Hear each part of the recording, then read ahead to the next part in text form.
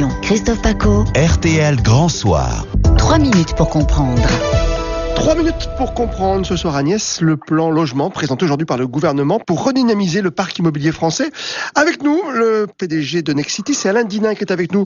Bonsoir monsieur. Bonsoir. Bonsoir monsieur. En gros, l'objectif du plan logement présenté aujourd'hui par le gouvernement, c'est quoi? C'est tout simplement construire plus, mieux et moins cher? Alors c'est ce qu'ils disent, plus, mieux et moins cher. Le sujet c'est quand. En fait, plus, mieux et moins cher, c'est à horizon 4-5 ans. Donc l'ensemble de ce qu'ils ont proposé sur cette durée-là a du sens. C'est d'ailleurs pour ça qu'ils ont proposé le Pinel, la prolongation du dispositif fiscal Pinel sur 4 ans. Là où il y a un peu de difficulté, voire d'incohérence, c'est quand ils proposent ensuite des mesures immédiates, par exemple de supprimer l'APL ou de réduire l'APL pour le monde du logement social, qui va obliger le monde du logement social à se poser des questions sur sa capacité d'investissement. Donc le problème, c'est qu'en même temps, le gouvernement pousse sur le très long terme un choc foncier, qu'il faudra 4 ans pour que ce foncier arrive en capacité d'être construit, puisqu'il faudra faire des équipements publics, enfin il y a toute la problématique de l'urbanisme, et en même temps il dit tout de suite j'arrête de construire dans les zones de moindre densité, donc la demande va se déplacer vers les zones de densité forte et les prix risquent de monter. Et là-dessus, sur les prix qui montent, le choc foncier, est-ce qu'on peut attendre aussi oui. des lignes qui bougent?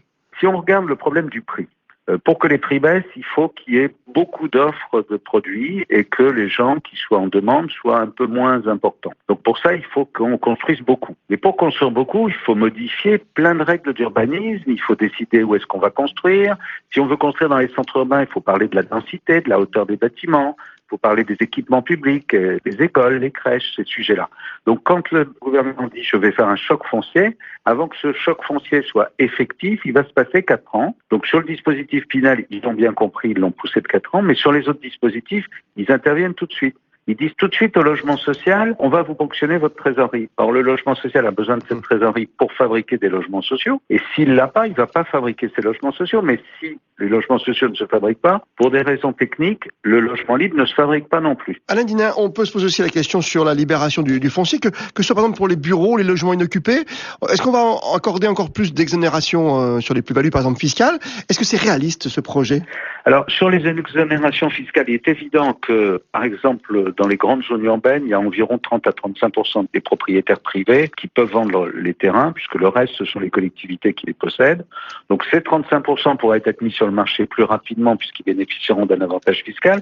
Et ce que je n'ai pas entendu, c'est que la contrepartie de l'avantage fiscal serait qu'ils ne vendraient pas trop cher ces terrains, de façon à ce que, effectivement, ces terrains-là arrivent sur le marché à un prix moindre pour permettre une baisse des prix. Il y a beaucoup de choses positives dans les propositions du gouvernement. La question, c'est est-ce que c'est un plan ou est-ce que ce sont des propositions? Il y a les sujets sur les personnes à mobilité réduite, il y a les sujets sur les normes. Tous ces éléments-là vont dans le bon sens et devraient permettre à ce que petit à petit, on puisse construire plus facilement. Les recours aussi. Que fait-on des 40 000 recours qui sont aujourd'hui patents sur l'ensemble du territoire français et qui bloquent la construction? On a un effet temps. C'est d'ailleurs assez surprenant parce que Emmanuel Macron, quand il était candidat à la présidentielle, avait dit « Le logement fonctionne bien, je n'y toucherai pas, on va travailler dessus pendant 1 an ». Et puis tout d'un coup, en 15 jours, on a eu des annonces dans tous les sens, dont l'APL au mois de juillet qui probablement a été une erreur de communication, et depuis on a l'impression qu'ils courent après ce truc-là pour rattraper. Effet déclencheur, oui. Voilà, et donc au fond ils n'ont pas eu le temps de mettre au point l'ensemble du dispositif. L'intention est bonne, mais comme vous le savez, l'enfer est pavé de bonnes intentions. Alain Dinin, président directeur général de Nexity, était avec nous. Construire plus et faire des économies, c'est donc l'objectif du plan logement présenté aujourd'hui par le gouvernement d'Emmanuel Macron. Merci à vous. Bonne soirée, au revoir. Agnès Bonfillon, Christophe Paco. RTL Grand Soir.